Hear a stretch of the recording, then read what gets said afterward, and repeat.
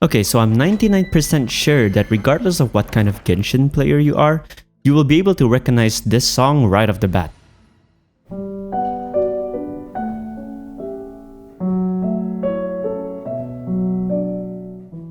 For those of you who don't know, this soundtrack is called Tender Strength. And this is actually one of, if not the only Genshin soundtrack song that I think has a reoccurring role within Genshin's in-game soundtrack. Because this is the go-to soundtrack that plays whenever characters or the story itself has some kind of wholesome moment to play within the storyline. So for people who've played this game for quite a long time, you've probably heard this song more times than you probably remember. So behold my surprise when I was just sitting around in my teapot trying to get footage from my other videos, when this song played in the background because it's my default indoor teapot song, and I kinda just sat there and listened for a bit.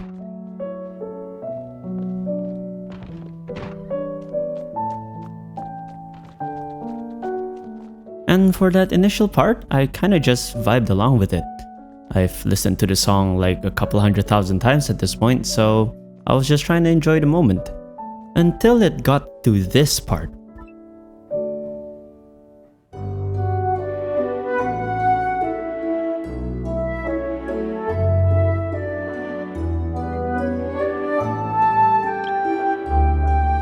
For those of you who don't really listen to Genshin soundtrack, it probably just sounded like normal for you.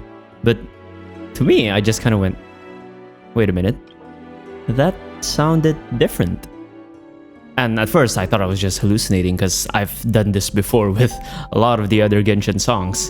And so I kind of just sat there for a bit before I go, no, this part sounded different. Naturally, the next thing I did was I went to Spotify, opened up that Mondstadt album and checked out the song from there instead.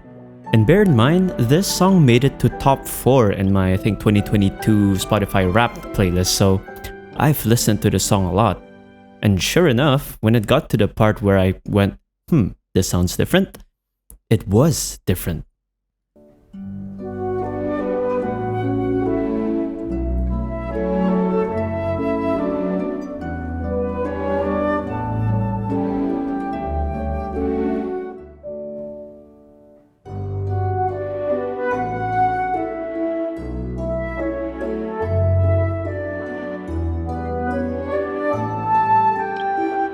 From what I could tell in a glance, the one in the album features a lot more woodwind instruments as its main melody. Meanwhile, the one that you hear within the teapot focuses more on like the harp, xylophone, and all these more plucky instruments being part of the main melody. And I just kind of went, okay, is that the only part that's different in this song, or is there more? And apparently there are more if you keep listening on and try to compare between both versions.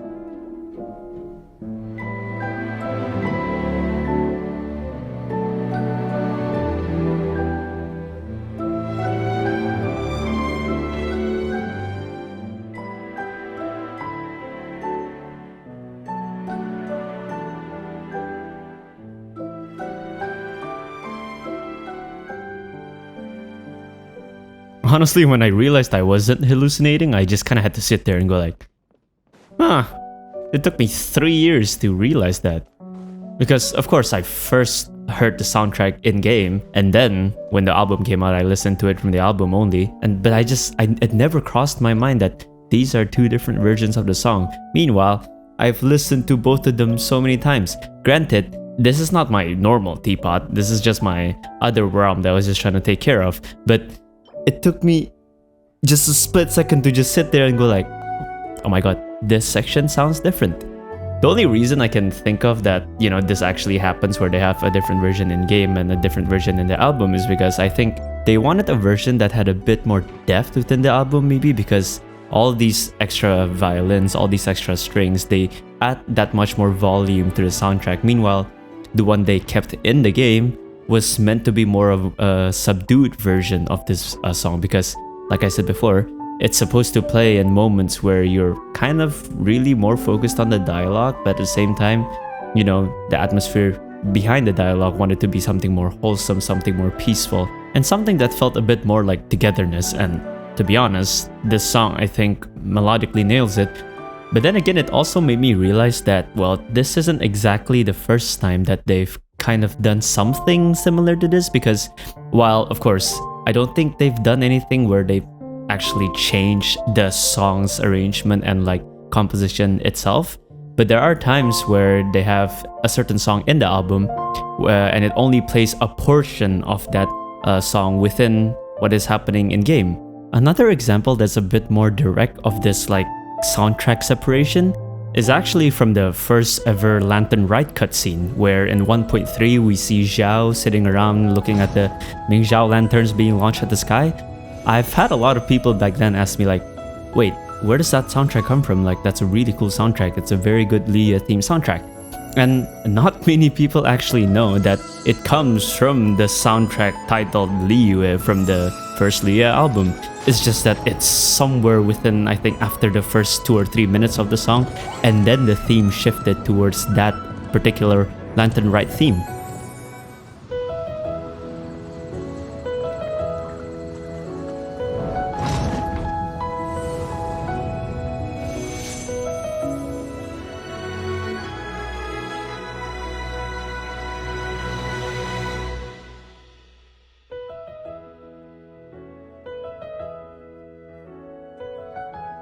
I'm sorry if I sound like I'm just freaking out over such a minuscule change, but I'm a huge fan of Genshin music, and I've even made a whole ass 20-minute something video just literally talking about Genshin music.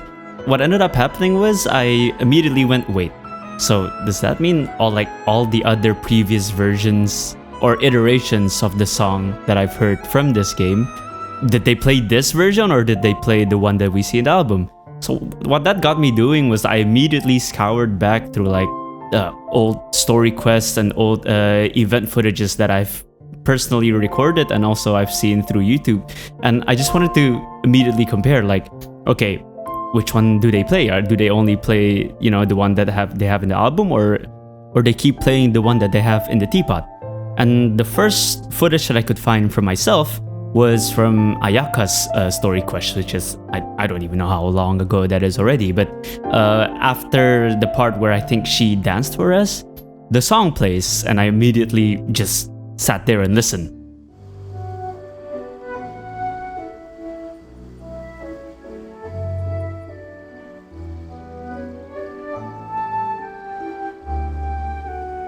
And sure enough, it was playing the version that they had from the teapot.